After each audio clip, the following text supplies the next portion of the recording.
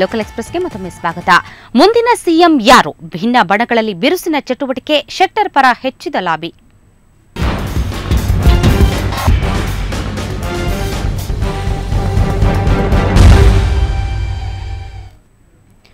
CM ಸ್ಥಾನದ ರೇಸಲ್ಲಿ ಮುಂಚೂಣಿಯಲ್ಲಿರುವ ಸದಾನಂದ ಗೌಡ್ರೇನೋ ಸದಾ ಹಸನ್ಮುಖರಾಗಿದ್ದಾರೆ. ಆದರೆ ಗೌಡ್ರು ಮಾಜಿ ಮುಖ್ಯಮಂತ್ರಿ ಯಡಿಯೂರಪ್ಪ ಗರಡಿಯಲ್ಲಿದ್ದರಿಂದ ಅವರ ಮೈಮೇಲೂ ಅಕ್ರಮದ ವಾಸನೆ ಮೆತ್ತಿಕೊಂಡಿದೆ. ಬೆಂಗಳೂರಿನ ಎಚ್ಎಸ್ಆರ್ ಲೇಔಟ್ನಲ್ಲಿರೋ 5 ಅಂತಸ್ತಿನ ಈ ಕಟ್ಟಡ ಹಾಲಿ ಸಂಸದ ಸದಾನಂದ ಗೌಡರದ್ದು. ಈ ಕಟ್ಟಡವನ್ನ ಗೌಡ್ರು ಬಿಡಿಎ ನಿಯಮಗಳನ್ನು ಉಲ್ಲಂಘಿಸಿ ನಿರ್ಮಿಸಿದ್ದಾರೆ. ಈ ಜಾಗದಲ್ಲಿ ಗೌಡರಿಗೆ 2 ಅಂತಸ್ತಿನ ಮನೆ ಕಟ್ಟಲಷ್ಟೇ ಅನುಮತಿ ಇದ್ದದ್ದು. ಆದರೆ ಗೌಡ್ರು 5 ಅಂತಸ್ತಿನ ವಾಣಿಜ್ಯ ಸಂಕೀರ್ಣ ಕಟ್ಟಿದ್ದಾರೆ. ಇನ್ನು ಪಕ್ಕದಲ್ಲೇ ಇರುವ ಮುಖ್ಯ ಸಚೇತಕ ಜೀವರಾಜ್ಗೆ ಸೇರಿದ ಸೈಟ್ ಅನ್ನು ಸೇರಿಸಿ ಈ ಸಂಕೀರ್ಣ ಕಟ್ಟಿದ್ದಾರೆ.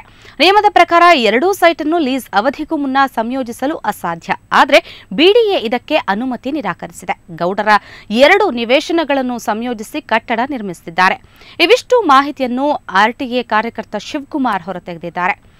ಆದರೆ ಈ ಅಕ್ರಮ ಗಮನಕ್ಕೆ ಬಂದಿದ್ರೂ ಬಿಡಿಎ ಯಾವುದೇ ಕ್ರಮ ಕೈಗೊಳ್ಳದೆ ಕೈಕಟ್ಟಿ ಕೂತಿದೆ.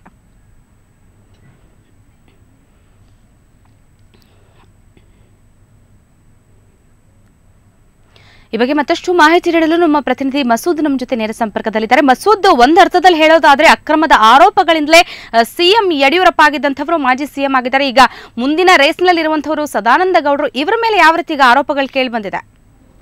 ಹೌದು ಶ್ವೇತಾ, ಏನು ಮುಂದಿನ ಮುಖ್ಯಮಂತ್ರಿ ತಾವೇ ಆಗಬೇಕು, ಇವರೇ ಆಗಬೇಕು ಅಂತ ಏನು ಸದಾನಂದ ಗೌಡ ಅವರನ್ನ ಮುಖ್ಯಮಂತ್ರಿ ಯಡಿಯೂರಪ್ಪನವರು ಪಟ್ಟು ಹಿಡಿದು ಕೂತಿದ್ದಾರೆ. ಅಂಥ ಸದಾನಂದ ಗೌಡ ಅವರ ವಿರುದ್ಧ ಕೂಡ ಒಂದು ಬಿಡಿಎ ನಿಯಮ ಮೀರಿ ಕಟ್ಟಡ ಕಟ್ತಾ ಇರುವಂಥ ಒಂದು ಅಕ್ರಮ ಪ್ರಕರಣ ಒಂದು ಬಯಲಾಗಿದೆ.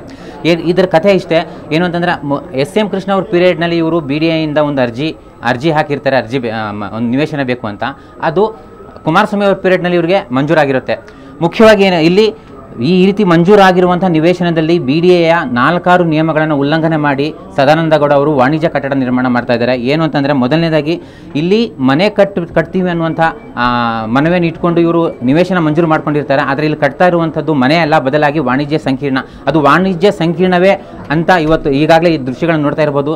5 ಫ್ಲೋರ್ ಇರುವಂಥ ವಾಣಿಜ್ಯ ಸಂಕೀರ್ಣ ಕಟ್ತಾ ಇದ್ದಾರೆ. ಇದು ಮೊದಲನೇ ನಿಯಮ ಉಲ್ಲಂಘನೆ ಮಾಡಿದ್ದಾರೆ. ಮತ್ತು ಇದಕ್ಕೆ ಅನುಮತಿ ಪಡ್ಕೊಂಡಿಲ್ಲ. ಏನು ಅಂತಂದರೆ, ಇದನ್ನು 2 ನಿವೇಶನದಲ್ಲಿ ಈ ವಾಣಿಜ್ಯ ಸಂಕೀರ್ಣ ಕಟ್ತಾ ಇದ್ದಾರೆ. ಒಂದು ನಿವೇಶನ ಮುಖ್ಯ ಸಚೇತಕ ಜೀವರಾಜ್ ಅವ್ರಿಗೆ ಸೇರಿದರೆ, ಇನ್ನೊಂದು ನಿವೇಶನ ಸದಾನಂದ ಗೌಡ ಅವ್ರಿಗೆ ಸೇರಿರುತ್ತೆ. ಈ ರೀತಿ 2 ನಿವೇಶನಗಳನ್ನು ಒಟ್ಟುಗೂಡಿಸಿ ಮನೆ ಕಟ್ಟಬೇಕು ಅಂತಂದರೆ ಬಿಡಿಎಯಿಂದ ಅನುಮತಿ ಪಡ್ಕೋಬೇಕು. ಆದರೆ ಈ ಅಮಾಲ್ಮಗೇಷನ್ ಅಂದರೆ 2 ನಿವೇಶನಗಳ ಸಂಯೋಜನೆಗೆ ಬಿಡಿಎ ಸ್ಪಷ್ಟವಾಗಿ ನಿರಾಕರಣೆ ಮಾಡಿದೆ.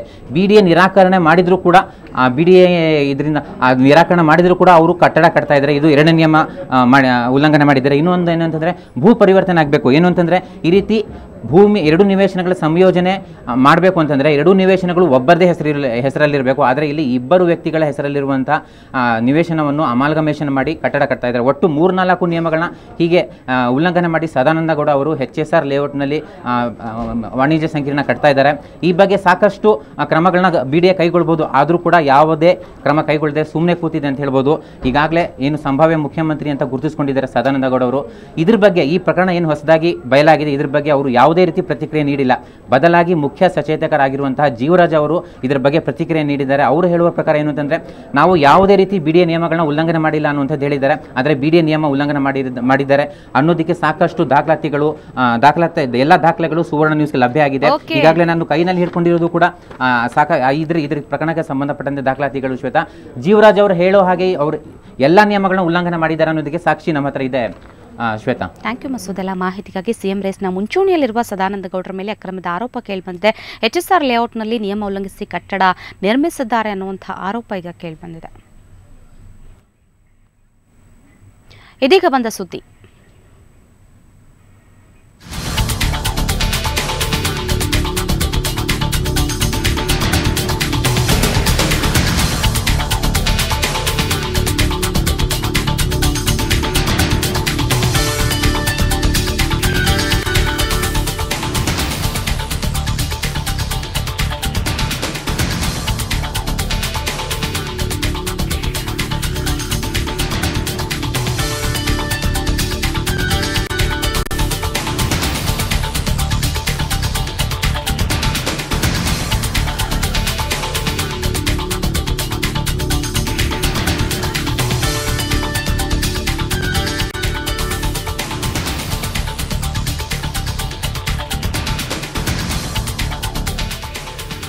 ಹೊಸ ಸಿಎಂ ಆಯ್ಕೆ ಹೆಸರಲ್ಲಿ ಬಿಜೆಪಿಯಲ್ಲೀಗ ಬಣಗಳೇ ಹುಟ್ಟಿಕೊಂಡಿವೆ. ನಮ್ಮವರೇ ಮುಖ್ಯಮಂತ್ರಿ ಆಗಬೇಕು ಅಂತ ಬೆಂಬಲಿಗ ಶಾಸಕರೆಲ್ಲ ಆಗ್ರಹಿಸ್ತಾ ಇದ್ದಾರೆ. ಹೀಗಾಗಿ ಶೆಟ್ಟರ್ ಬೆಂಬಲಿಗ ಶಾಸಕರೆದುರು ಅನಂತಕುಮಾರ್ ಮತ್ತೊಮ್ಮೆ ಮನವರಿಕೆ ಮಾಡಿಕೊಟ್ಟಿದ್ದಾರೆ. ಶೆಟ್ಟರ್ ಅವರೇ ಮುಖ್ಯಮಂತ್ರಿ ಅಭ್ಯರ್ಥಿ ಆಗಿದ್ದಾರೆ. ಶೆಟ್ಟರ್ ಅವರನ್ನ ಬಿಟ್ಟರೆ ಬೇರೆ ಹೆಸರಿಲ್ಲ. ಶೆಟ್ಟರ್ ಅವರೇ ಮುಖ್ಯಮಂತ್ರಿ ಅಭ್ಯರ್ಥಿ ಅನ್ನುವಂಥದ್ದನ್ನ ಅನಂತಕುಮಾರ್ ಅವರು ಪುನಃ ಬೆಂಬಲಿಗ ಶಾಸಕರೆದುರು ಪ್ರಸ್ತಾಪ ಮಾಡಿದ್ದಾರೆ.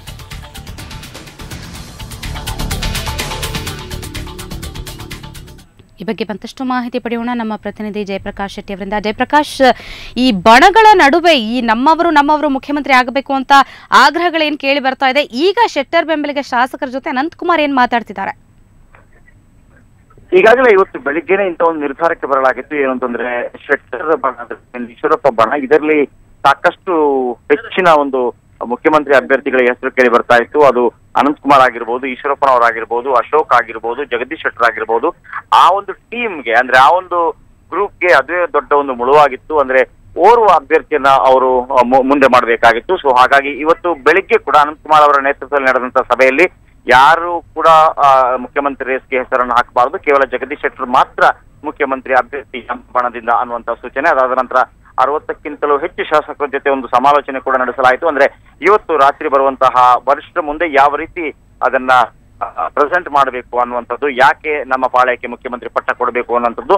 ಸೊ ಹಾಗಾಗಿ ಈಗ ಮತ್ತೊಮ್ಮೆ ಇವರ ಬೆಂಬಲಿಗ ಶಾಸಕರೇನಿದ್ದಾರೆ, ಶೆಟ್ಟರ್ ಅವರ ಬೆಂಬಲಿಗ ಶಾಸಕರೇನಿದ್ದಾರೆ, ಅವರಿಗೊಂದು ಸಂಪೂರ್ಣವಾದ ರೀತಿಯ ಮನವರಿಕೆ ಮಾಡಿಕೊಡುವಂತಹ ನಿಟ್ಟಿನಲ್ಲಿ ಮತ್ತೊಮ್ಮೆ ಅನಂತಕುಮಾರ್ ಅವರು ಅದನ್ನು ಪುನರುಚ್ಚರಿಸಿದ್ದಾರೆ. ಶೆಟ್ಟರ್ ಬಿಟ್ರೆ ಬೇರೆ ಯಾವುದೇ ಕಾರಣಕ್ಕೂ ಬೇರೆ ಅಭ್ಯರ್ಥಿಗಳಿಲ್ಲ, ಶೆಟ್ಟರ್ ಒಬ್ಬರೇ ಅನ್ನುವಂಥದ್ದು.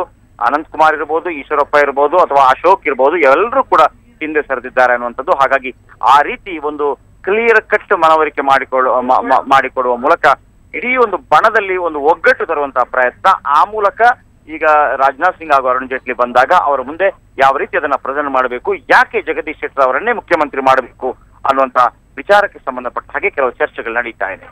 ಜಯಪ್ರಕಾಶ್, ಹಾಗಾದ್ರೆ ಶೆಟ್ಟರ್ ಬೆಂಬಲಿಗ ಶಾಸಕರು ಏನಾದ್ರೂ ಹೈಕಮಾಂಡ್ ನತ್ತ ಮುಖ ಮಾಡಿದ್ರ, ಅಂದ್ರೆ ಶೆಟ್ಟರ್ ಅವರೇ ಮುಖ್ಯಮಂತ್ರಿ ಆಗಬೇಕು ಅಂತ ಯಾವ ರೀತಿ ಆಗ್ರಹ ಪಡಿಸಬೇಕು ಅನ್ನೋದ್ರ ಬಗ್ಗೆ ಚಿಂತನೆಯಲ್ಲಿದ್ರ?